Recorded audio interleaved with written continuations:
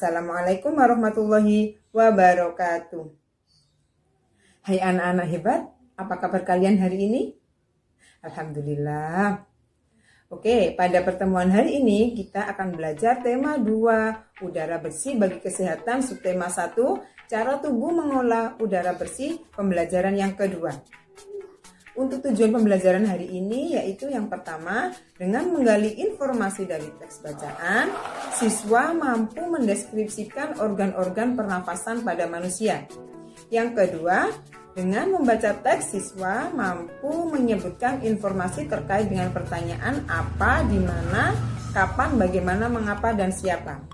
Kemudian yang ketiga, dengan membuat bagan, siswa mampu menjelaskan bagaimana cara kerja organ pernafasan pada manusia.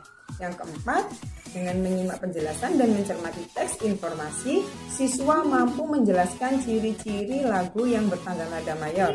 Kemudian yang kelima, dengan mengikuti teks lagu, siswa mampu bermain alat musik sederhana.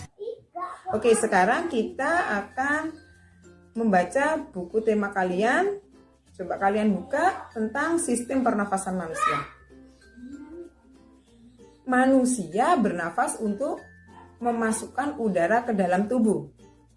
Udara mengandung oksigen.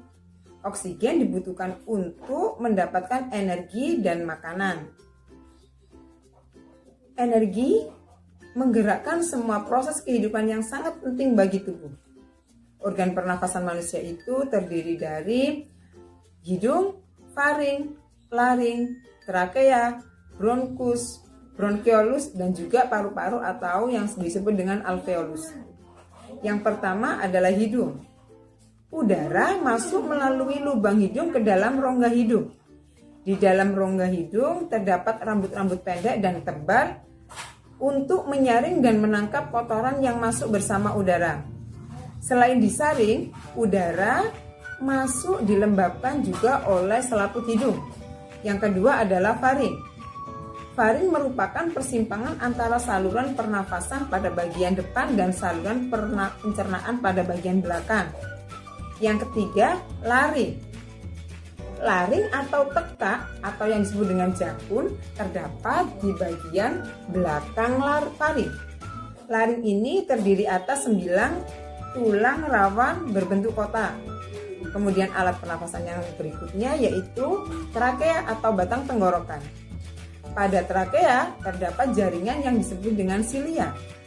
Silia ini yang akan bergerak dan mendorong keluar debu-debu dan bakteri yang masuk. Kemudian yang kelima, bronkus. Bronkus ini merupakan percabangan dari trakea yang terdiri atas bronkus kiri dan bronkus kanan. Kemudian alat pernafasan yang berikutnya yang keenam yaitu adalah bronkiolus. Bronkiolus ini merupakan percabangan dari bronkus. Kemudian yang terakhir adalah alveolus.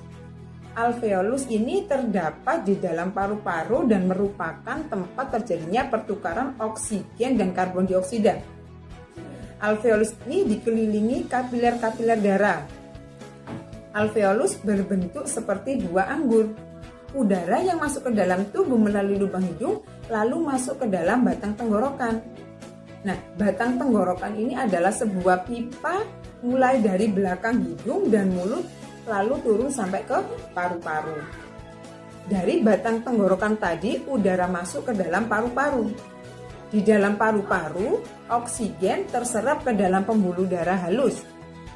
Sebaliknya, gas karbon dioksida dari pembuluh darah yang masuk ke dalam paru-paru tadi selanjutnya akan dibuang saat kita menghembuskan nafas. Oke anak-anak, kalian tadi sudah membaca sistem pernafasan manusia. Sekarang kalian dari pertanyaan tadi buatlah pertanyaan menggunakan kata tanya apa, di mana, kapan, mengapa, dan bagaimana. Kemudian kalian tuliskan pertanyaan tadi itu sebanyak-banyaknya dan jawablah. Jawaban tadi tuliskan pada tabel yang ada di buku kalian. Anak-anak, tahukah kalian pada saat kita beristirahat atau tidur, dalam setiap tarikan nafas kita itu menghisap dan menghembuskan sekitar setengah liter dari udara.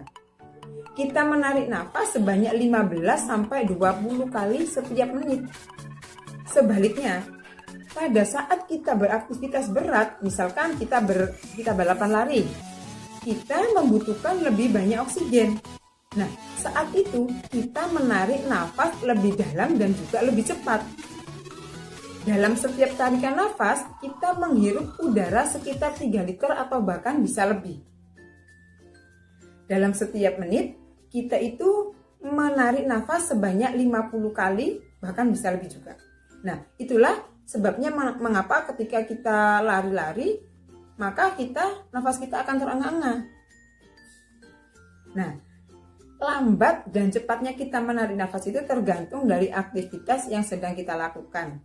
Sebaliknya, kita juga bisa mengatur pernafasan sesuai dengan apa yang sedang kita lakukan. Sebagai contoh, saat kita menyanyi, maka kita juga harus mengatur nafas kita supaya nyanyian kita bisa terdengar lebih merdu dan lebih enak. Nah, dalam musik ada lagu yang bertangga nada diatonis mayor. Nah, tahukah kalian apa itu tangga nada diatonis mayor? Nah, tangga nada merupakan susunan berjenjang. Misalkan biasanya kan do, re, mi, fa, sol, la, si, do. Nah, dalam seni musik itu ada jenis tangga nada yang namanya tangga nada diatonis. Tangga nada diatonis terdiri dari 8 nada. Tangga nada diatonis ini dibagi menjadi 2 jenis, yaitu tangga nada diatonis mayor dan tangga nada diatonis minor. Tangga nada diatonis mayor itu mempunyai interval atau jaraknya itu 1-1,5, 1-1,5. Nah, bagaimana ciri-ciri tangga nada mayor? Yang pertama, biasanya lagunya itu bersifat gembira atau riang. Kemudian, yang kedua, semangat. Dan yang ketiga, biasanya diawali dan diakhiri dengan nada do. Nah, sekarang kalian siapkan alat musik kalian yang bernada, misalkan pianika atau apa yang kalian bisa. Kalian coba berlatih memainkan lagu dengan musik yang kalian bisa tadi. Judulnya yang untuk saat ini adalah Hari Merdeka. Oke anak-anak, terima kasih. Demikian tadi penjelasan Ustazah kita. Kita sambung di lain waktu. Kurang lebihnya Ustazah mohon maaf. Saya akhiri. Assalamualaikum warahmatullahi wabarakatuh.